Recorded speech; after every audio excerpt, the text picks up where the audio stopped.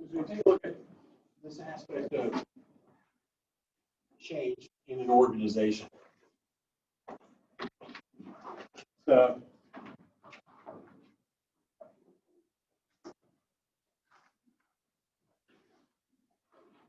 what is change? What's the aspect of change?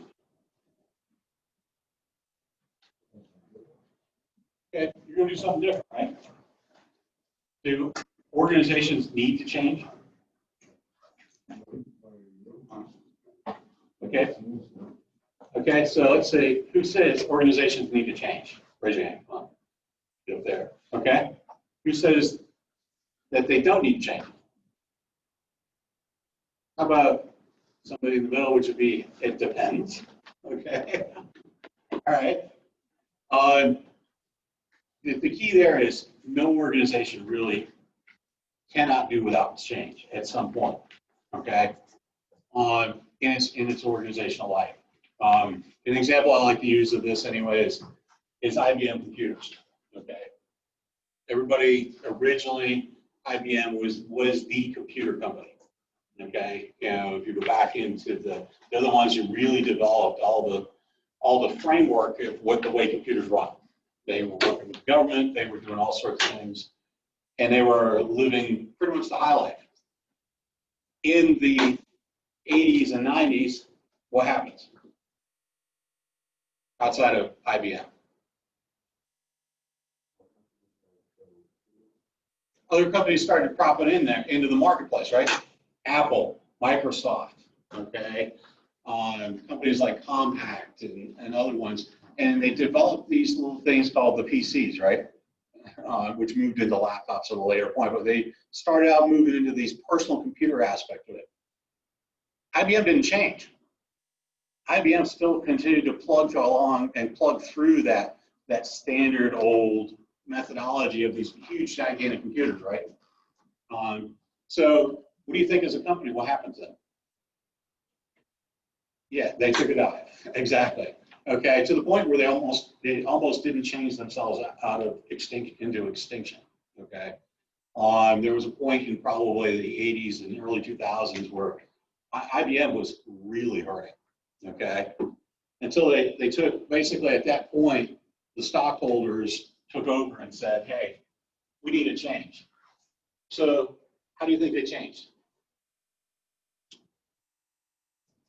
Think about any company now. What happens the first thing when things aren't going right? They start firing people, right? Okay. Usually the first one to go is the CEO, right? Usually the CEO, they oust the CEO. Okay. Why did they oust the individual? Why did they oust the leader?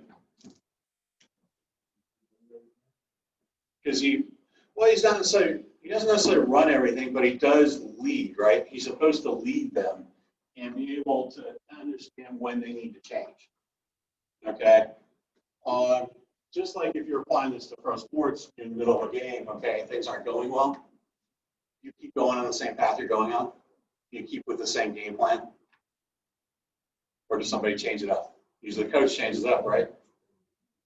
Yeah, because obviously if it's not working, okay, you've got to change. Same in business. Things aren't working, you've got to change. Because the positive of this, though, is change leads to this aspect called innovation.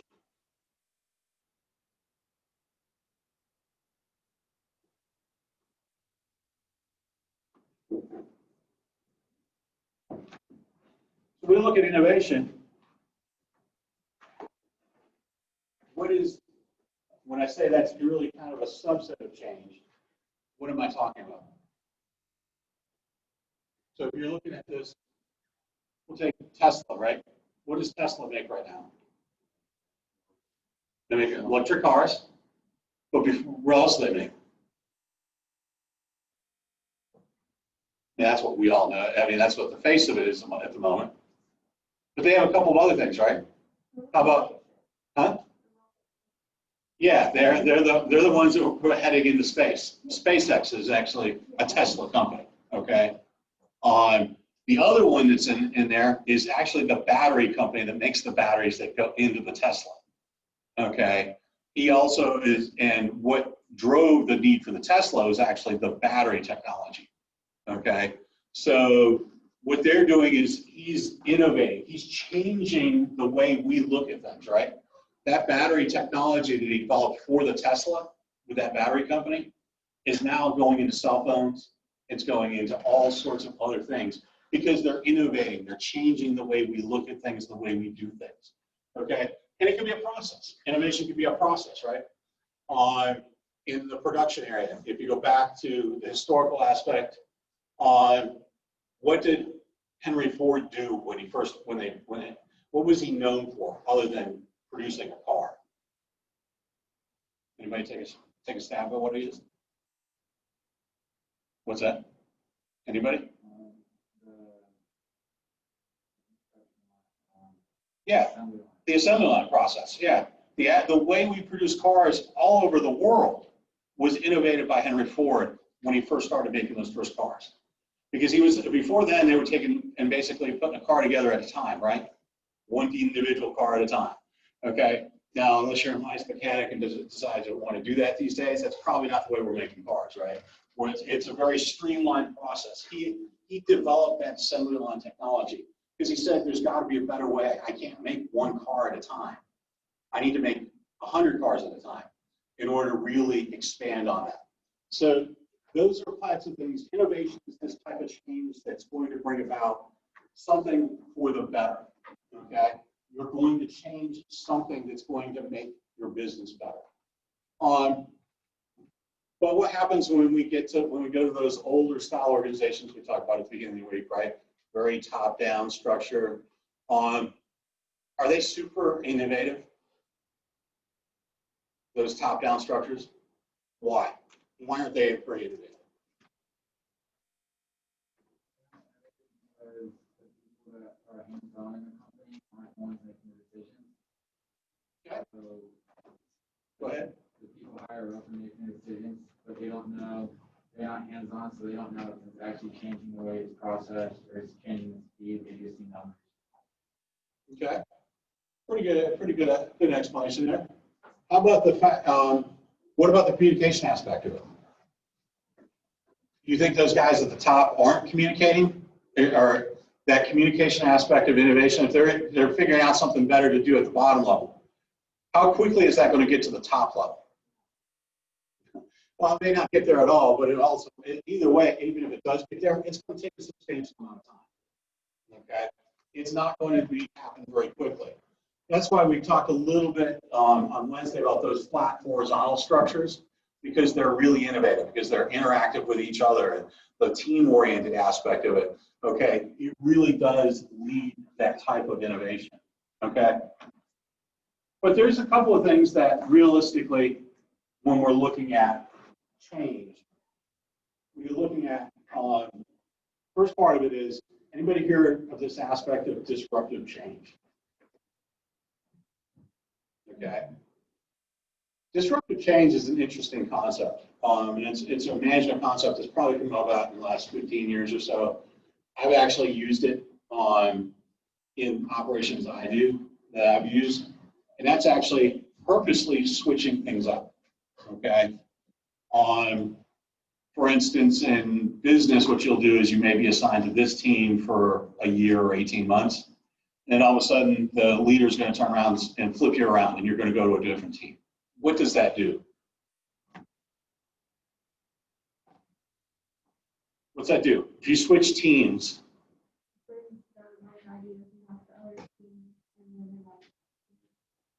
okay, opens up your ideas, right? Okay, what's it do to you personally? If you change, some of you guys are transfer students in here, okay? You're transferred from one sport to another. What does that do for you when you transfer teams? Opportunity, okay. What else? Opportunity to do what? Start over. What else?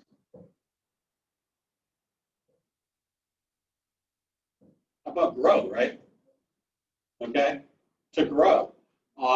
There's a reason why college, if you look at if you look at the coaches underneath, typically, the head coach may not change a whole lot, either in pro sports or in college. But what happens at those other positions? What happens to those positions? The strength coaches, the other ones, what do? They change pretty frequently, don't they? They hop from, they may spend a year or two at one position and they're going to a different school. There's a lot that, that's how you gain experience. That's how you really gain that aspect of being able to change. Okay? Because if you stayed there for 5 or 10 years, what happens? Stay there for 5 years, what happens? You plateau, right? You're probably not going to, you're not really gaining any new skill sets. You're not learning anything different. Okay? You're not learning a different way to do it. Business works exactly the same way. Okay? Even in the food service aspect of it, I've had some pretty long tenures, although some of them are pretty short. Okay? A lot of that is, again, gaining that aspect of it. Within an organization, to keep employees longer, I employ this aspect of disruptive change, which is kind of moving everybody around, okay? Because what that does within the organization is, if you have that ability to do that, is it opens people up to growth, okay? And as we get into next week, you'll find that that's an extremely important aspect of allowing people to grow in today's environment. If you don't allow them to grow, then what they do is they leave, just like most coaches do at that lower level. They're moving around because they need to gain that experience. So as a manager, you're using this aspect of disruptive change. Now, that's in the human aspect of it, okay? Go back to my IBM example, okay? They had disruptive change from external, which it can happen, right? Basically, innovation came from outside the company, okay? Which means they had to respond to that, okay? So that's a disruptive change that happens outside of the company, okay? So it can be external as well, because what it did to them, it forced them to change, right? It forced them to do something different. Otherwise, we would have never had Watson today, you know. They're still in the supercomputer aspect of it, but they've also expanded into laptops and personal computers. They also do a lot of things. Their specialization is still in large computers, but it's also in running those massive type things. But they've also diversified into other areas, so that did cause them to change pretty well. Okay, so what do you think how do you change? How does a person, if you made a personal choice to switch to transfer schools, why would you do that? Huh? New goals, okay. What else? Better opportunity, okay. Those are all reasons to change, but you want to do it, right? Okay. So what happens when in a situation like we're in now? Okay. Does anybody like these changes? Okay. It's probably universal. No matter what it is, nobody likes these changes. Okay. But these are change that happens no matter, could happen in business, right? It happened to IBM. They didn't really want to change, but they decided they had to. Okay. So when we look at this aspect, why do you not like this current situation? This change that has happened to everybody. It's forced, okay? What else?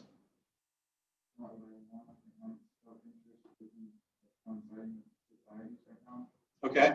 Your personal self-choice is limited. What else? Only 2 people don't like this decision? What's that? Come on, guys. I mean, there's some other ones. How about it's terribly inconvenient? Okay. It's not, it's not something, the aspect of this is people are not as accessible to each other anymore. Okay. It's limiting your ability to socialize. Okay. I could go on and on and on. Okay. But the point being there, somewhere along there, those alignments don't happen, right? The change does not align with what you want to do. Okay. So as managers, what we have to do in this aspect of changing is we're going to have to identify kind of these aspects of change and understand how we can adapt to them. Okay, so people don't want to change for basically down to 4 reasons. The first one, we pretty much a lot of those cover into it, right? Is their own self-interest, okay?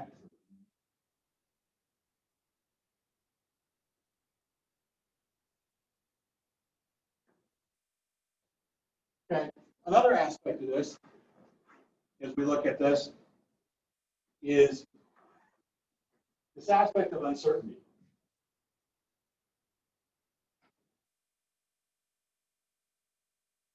And we'll get a little bit more into the way people deal with risk in this aspect of uncertainty next week when we start talking about the human elements, okay? But in this current situation, how do we apply that aspect of uncertainty to people? How about the fact that even if you did everything that they want you to do, what's that? You can still end up getting it, right? Okay, so no matter what there is, there's still a chance.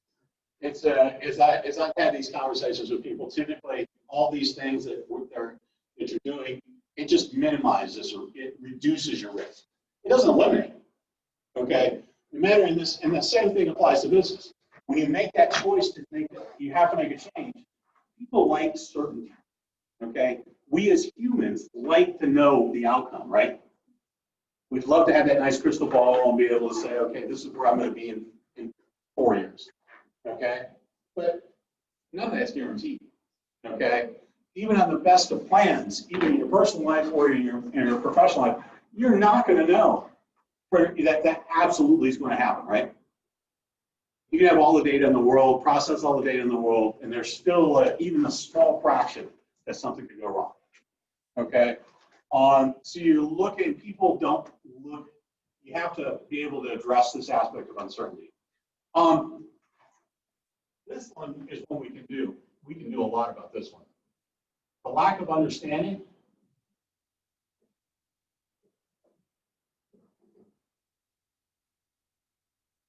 or trust.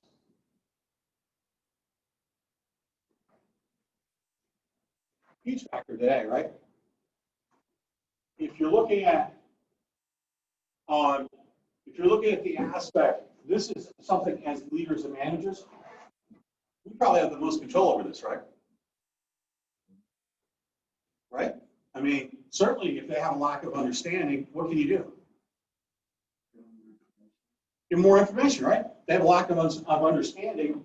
You can sit there, you can communicate. You can communicate the reasons for your change. This is why, and the justifications for it, okay? If there's a lack of trust there, a little bit harder to deal with maybe in the individual sense, but realistically, if you're leading and managing the way you're supposed to, you should have a degree of trust with the people you're working with, okay? If you're doing it correctly, okay? Because, you know, it's one of those aspects, in this aspect, it was, you know, I used to say that in a business that has extremely high turnover, such as mine, I had very low turnover rates, okay? So what did that say? In a business where turnover is typically 75, 80% in my business, okay, in the hospitality area, okay, maybe go as low as 60. Mine was typically more like 20 or 30. No, I'm talking people turnover, labor turnover. Yeah. Okay. Yeah. Because in hospitality, obviously, the majority of it's labor. Okay.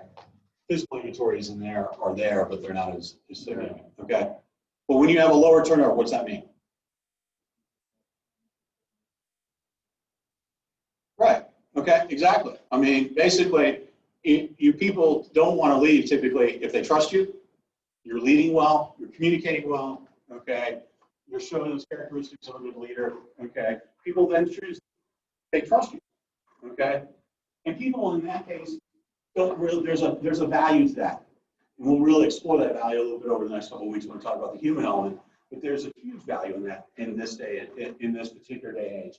It gives them that sense of wanting to work with you, okay? Because to be honest, to change a job takes a whole lot, okay? looking for work, if anybody's looked for work before, it's not an easy task. Okay, it's a full-time job in and of itself. The last one is different assessments and goals.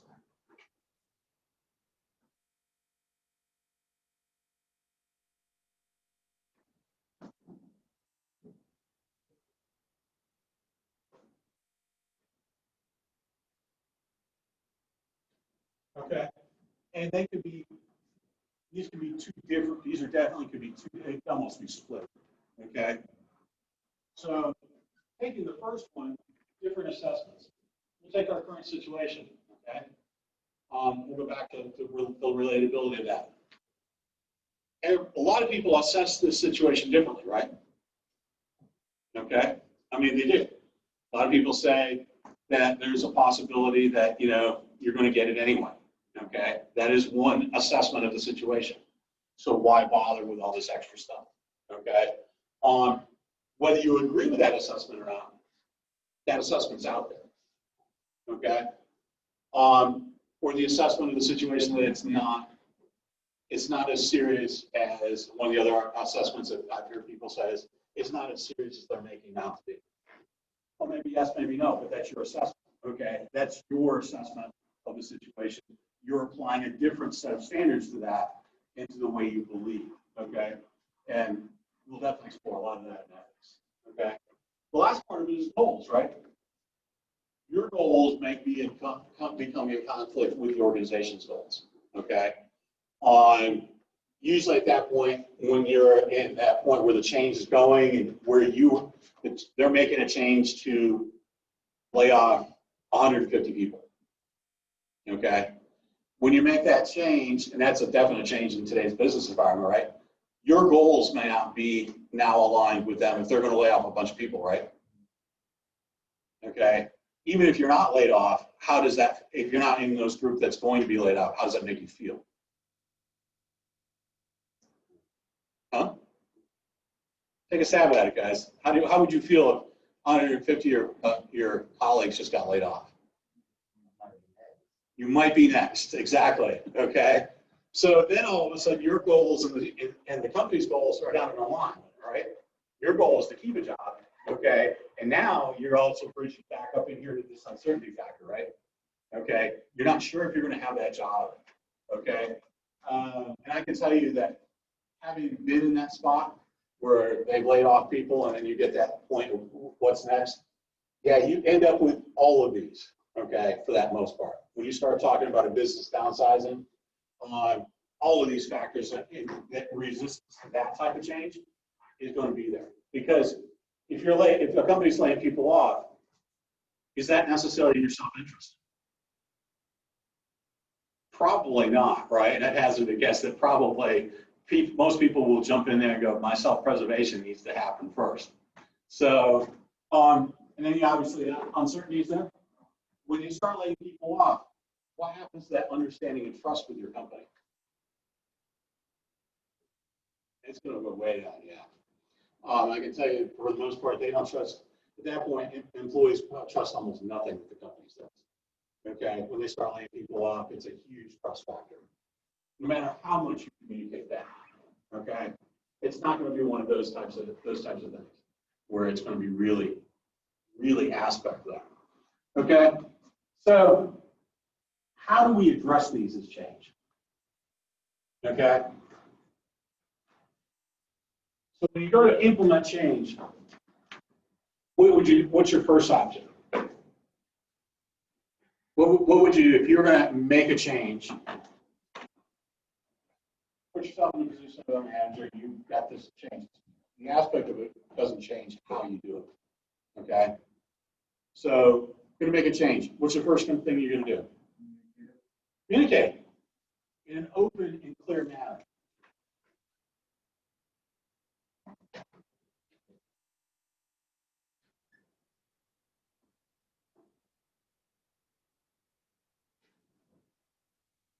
Okay, so the first thing you're going to do is communicate.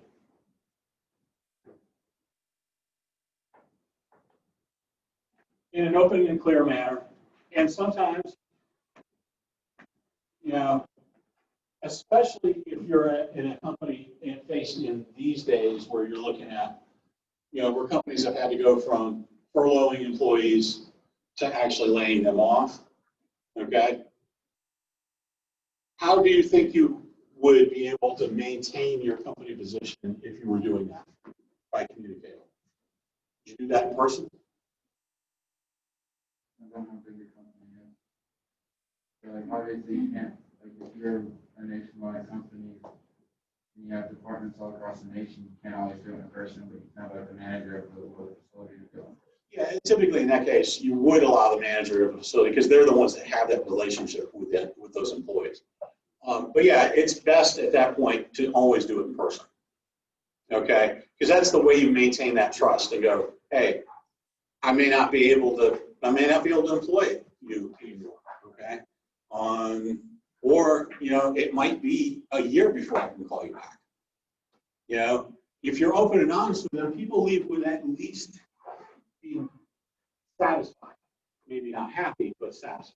Okay. So, what else would you do? What are a couple things else that you think you could do? I'll give you the first one. This one here is you have to have management support.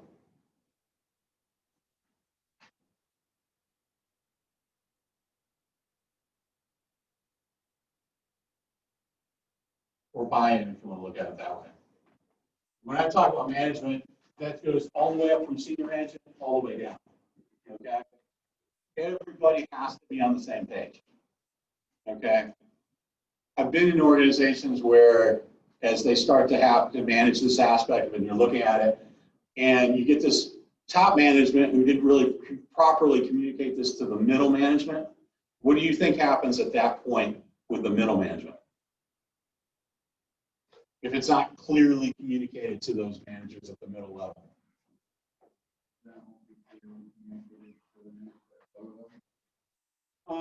Well, not only that, you create this you're not addressing this aspect of trust or uncertainty, okay?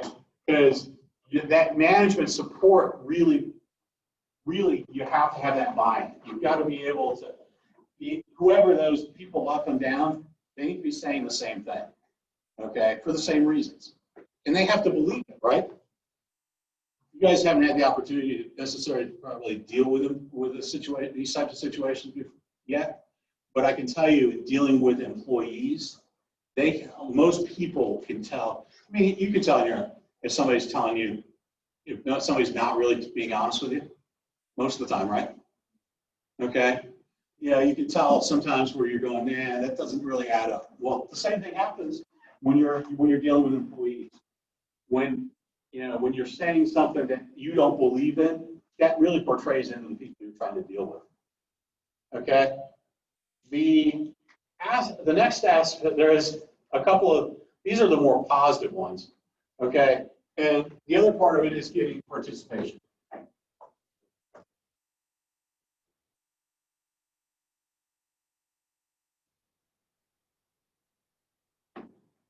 Okay. Participation means that you're getting the people that you're working with to buy into that situation. Now, the situation on a layoff, you're probably not going to get buy-in. Okay, and we'll get into those couple of other ways you can do this in a minute.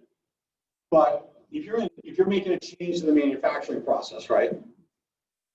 Then if you get the line employee, if you get the managers to buy in and really communicate that well to the line employees, and then you get them to participate in the process, right? Okay, of how to implement that. This is, this is the change we want to make. And then ask for some feedback and go, okay, how can we implement this better? What do you think that does to those employees? Probably makes that change go a lot smoother, wouldn't you think? Okay, so you're getting their buy-in, their input, and then implementing that. So that's going to give them something. That participation is going to make that really well. Then we're going to go into this kind of what I call the middle of the road. Negotiation.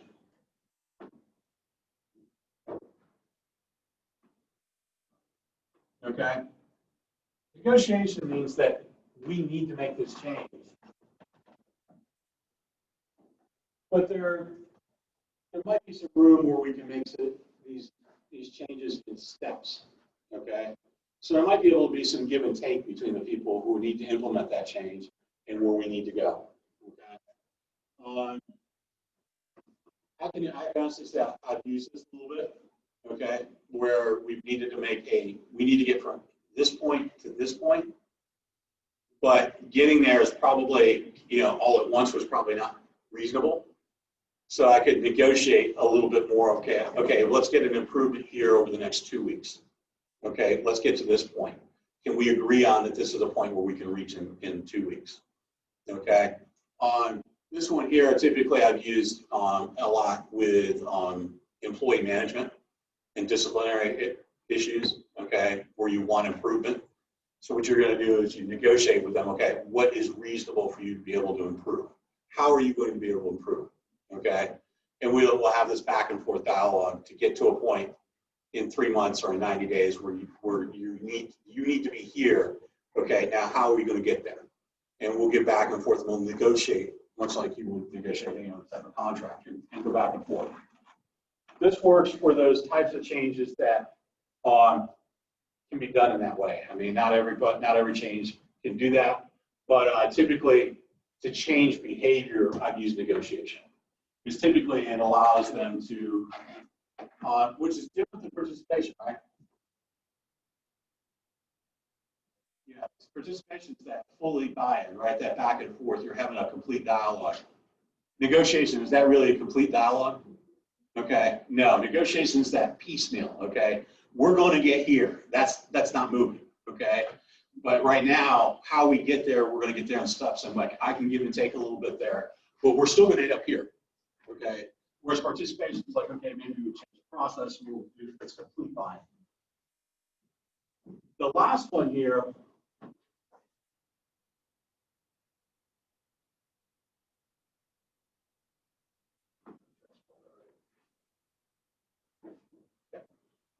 Coercion, which is kind of all this last lumping in do as you're told because we have to. Okay. Typically in crisis management, this is what you're really doing. There's not a lot of give and take. Okay. If you relate to the hurricane that's out there now, okay, and as you're looking at and your building's destroyed, okay, this is what we have to do now, okay, and there's not really there's not give and take there. It's not like, okay, we can negotiate this out. No, this has to happen right now. And it has to happen in this way, okay? So when you're dealing with, and that's a positive term because it's a very efficient way to get things done, okay? However, it doesn't make people feel really good, okay? It doesn't make people feel warm and fuzzy, okay? It's not something that people like, right? Who really likes to be told what they have to do? We kind of established that over our earlier conversation, right? Okay, part of this problem is you're being told what you don't want to do, okay? Those are the types of things that coercion works. Now, is that a way to implement change? Yes, and sometimes it's necessary to use that, okay? I used a lot in my aspect of it is when I'm in the middle of an event, okay, there's not a lot of participation and there's not a lot of negotiation that can happen there, okay? If we need to change something now, we have to change it now, okay? If I'm out of food at one location in the stadium, I have to solve that, right? Okay, because obviously being out of food is not an option, okay? So an example of this type of coercion would have been, and I really used just a little funny aside, I worked a Super Bowl event in San Diego, okay? And my position was in charge of all feeding of people that were not directly implicated, that were not a customer per se. They were people who are we've got support staff, security personnel, talent. We had a group of people who did nothing but the halftime talent, the pregame talent shows, those type of things. And it got to be a warm day in San Diego, which is unusual at that time of year. So the challenge for us at that point was to implement the change was nobody ordered water, okay? Because it's usually cool at that time of year in San Diego, Okay, well, turns out it was 90, and we had to move 2 tractor trailers full of water over 10 acres of property and 8 and 10 stories high. Okay, not not a feat that could be done logistically in the middle of an event very quickly.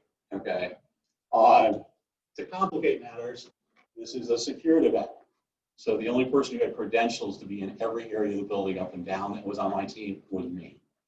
Okay, so all these places that had to be serviced by basically warehouse personnel, okay, we had to figure out a way, and the security team was being very difficult. I said, okay, so my coercion of this aspect is, you want water for your 2,500 employees? You're not going to get water until 9 o'clock tonight. Okay, so if you want water, we're going to work something out. Okay, if you don't want water, that's fine. I'll still get my job done some way, somehow. But you're not making it any easier. You're not getting any water until 9 o'clock tonight. What do you think happened at that point? Take a guess. One or two answers, right? Did I get the cooperation? Or did I not get the cooperation? Yeah, exactly. I got it. Okay.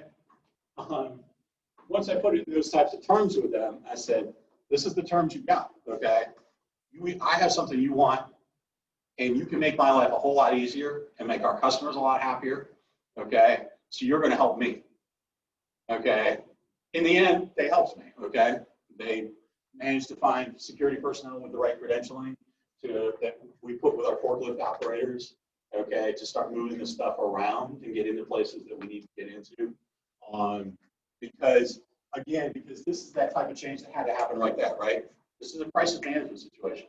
Okay, and I knew that they were not going to they were going to need the product I had, and they had no way of getting it without me. So those are the types of things that you can, when you have that type of crisis, you can reverse that. Okay, so we're going to finish up today, kind of what we kind of alluded to last week. And the video in this chapter, in chapter 11, is about Honesty again. Okay, the Honesty Company. And it talks about their change as they incorporated Coke into their infrastructure. Okay, and how they made that change with the company. Okay, so we'll take a look at this one.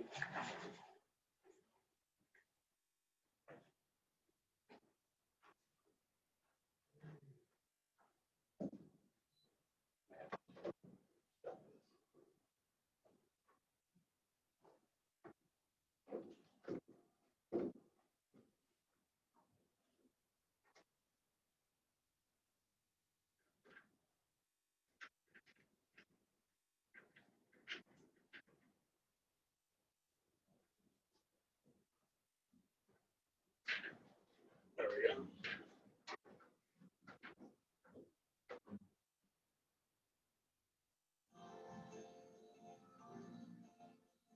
It's always a struggle for a small brand, for a challenger brand to get attention on the shelf.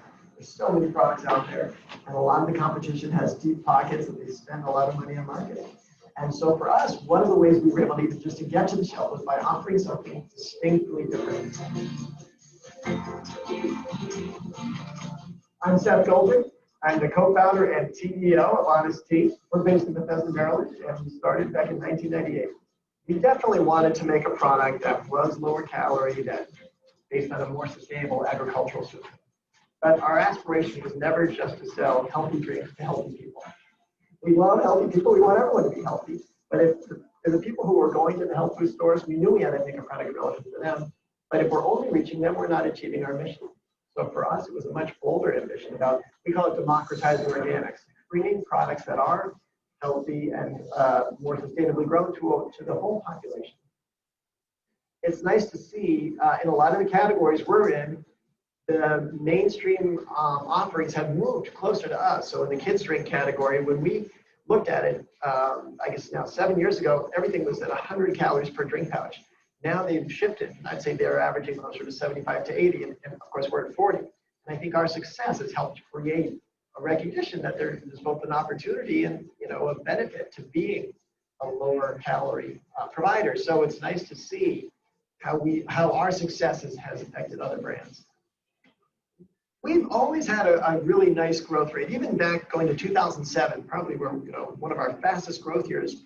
We were growing well, but we recognized there was going to be a limit in terms of our ability to capture the next phase of growth, the national opportunity. We were approached by a lot of the large national chains who wanted our product.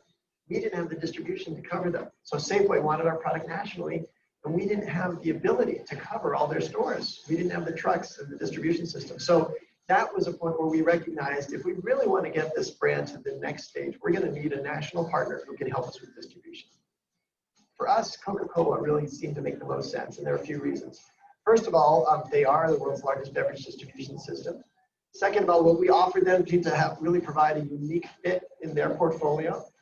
But perhaps most importantly, they had just created a unit called Venturing and Emerging Brands, which was looking to not buy the brands, but to invest in the brands, and would be able to help support the entrepreneurs, energy and team to continue building the brand. And so in 2008, Coke invested about 40% of Honest Tea, and we continued to run it out of Bethesda. Coke was a minority investor who supported our growth. And then in 2011, Coke exercised the option they had to buy the rest of the company. We continue to run the business out of Bethesda. I mean, continue to drive its growth and the innovation, and it's really been exciting to see. This year, our sales will be over 6 times what they were when Coke had invested back in 2008. I certainly understand that someone might have a concern that we sold out, and to me, the answer I have is I can deliver very firmly, which is, well, show me in any way where we've compromised what we're about.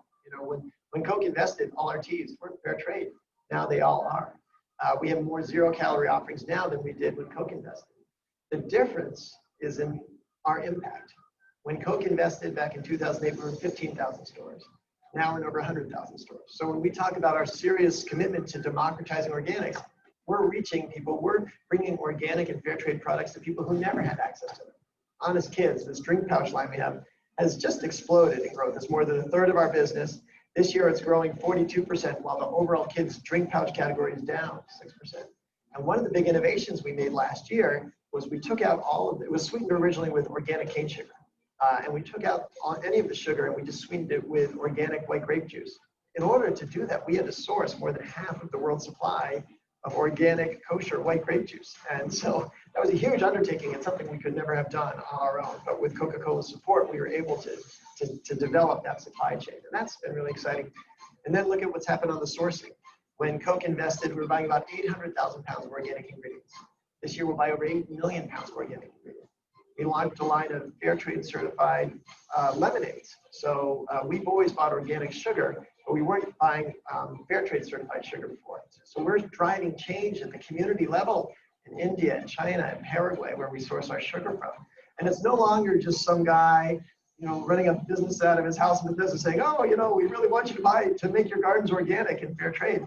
It's the Coca-Cola company saying, this is an important part of our future. We want you to be our partners in investing in this opportunity.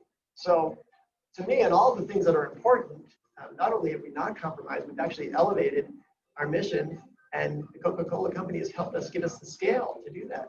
The biggest single impact I can have, not just on Coca-Cola, but on the beverage industry, is to demonstrate that there's consumer demand and support. 6 years ago, Coca-Cola wasn't offering organic or fair trade certified products. Now they're selling millions or hundreds of millions of them a year.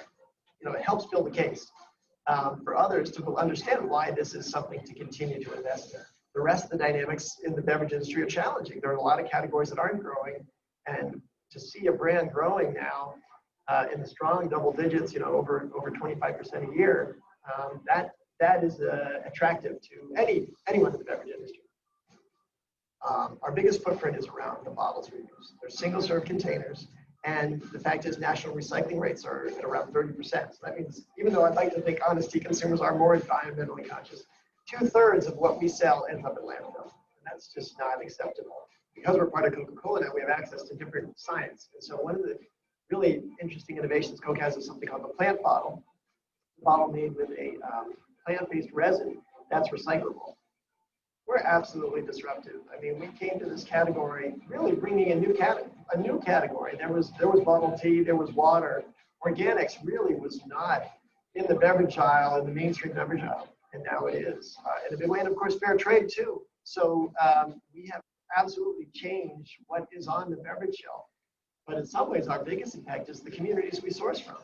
You know, and when I can go to the communities, whether it's buying green tea in China, black tea in India, organic fair trade sugar in Paraguay, that incorporates a premium that goes back to these communities for them to invest in their own economic futures. If we find ourselves doing what everyone else is doing, we're probably making a mistake. It's you know, our role in certainly in the beverage industry and the food industry is to be that challenger, to do things differently. And it has been both the key to our success and to our growth. Part of their change when they took on Coca-Cola,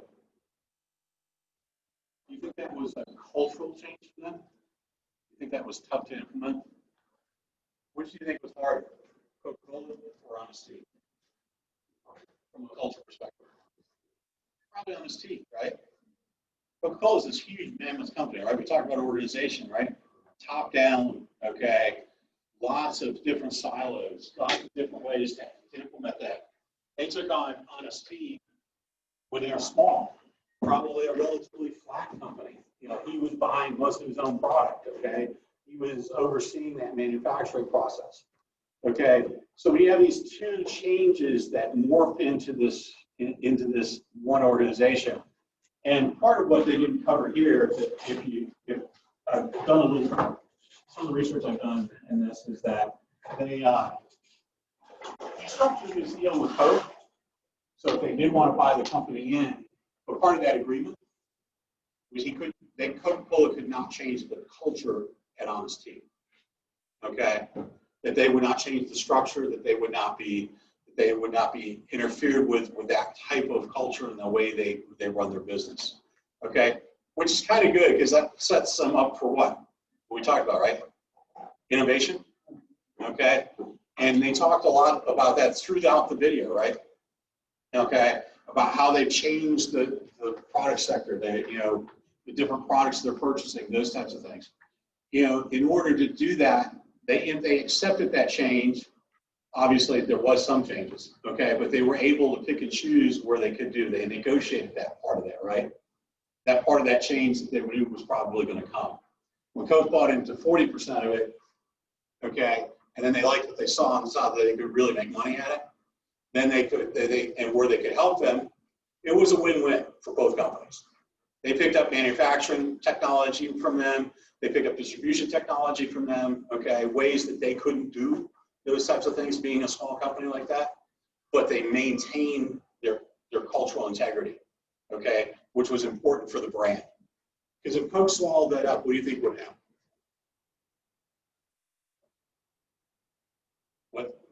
What do you think it would happen to Honesty if they swallowed it up totally and just implemented the Coke way of doing things?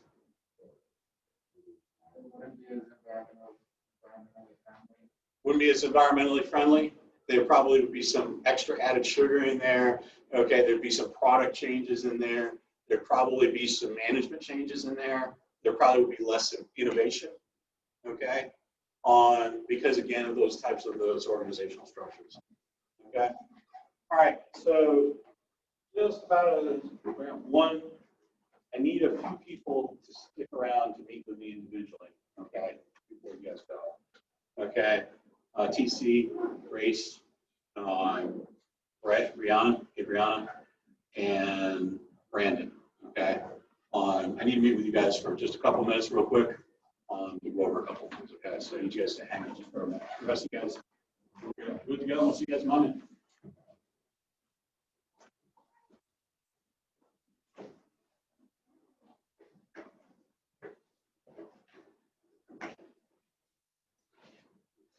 Who wants to go first? Yeah. So, like, one of my emails, tell me that I turned in one thing. But when you said the email, you told me to Okay, but also I need to get the office, the other part that I sent to you. So I'm supposed to send both? Yeah, you're supposed to send both. Okay. Yeah, that was, and I probably didn't communicate that well enough. Okay, that's If you just post it, it'll cue me to regrade, Okay, so that's fine. Okay. Just go ahead and post that other one. all right, thank you. Um,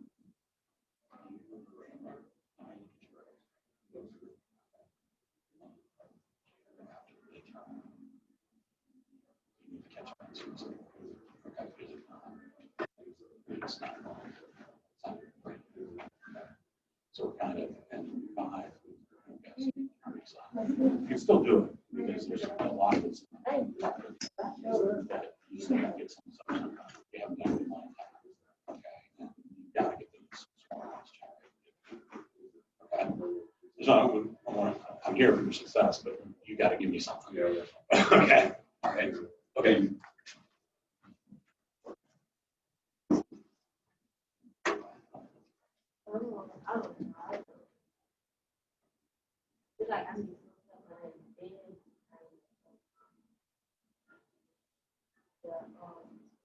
The one we have to type, I just, Yeah, it's one. Yeah. You gotta give me something. If you don't give me anything, I can't evaluate it. Okay. Yeah, I don't have one. It's always better to put something down. It's then I can look at it and see how we're going. But because you can answer any of them. The other thing is just you need to make sure you stay on top of the stuff. And all the project will be fine. But if you look at the grade, obviously it's not successful. So, but you need to make sure you stay up on lines that discussions out there on the last one because I know you don't have all that. Okay, so you still miss it. I know this is a discussion. Yeah, you missed maybe 4 discussion. Yeah, and then missing, look at the one for week 3 because I think you needed to post the case to in the office. Pretty sure that's. Wait, I just figure out, I don't even know what. Okay. I just do like, was it like to fill out like the paper? No, it was the case that we covered in class, and there's 3 questions at the end of it. Oh, okay. You said week 3? Yeah, I think that's week 3. Okay. Okay, I just go back and look figure it out. and Yeah, that's, if you repost that, that would be great. okay. Thank you.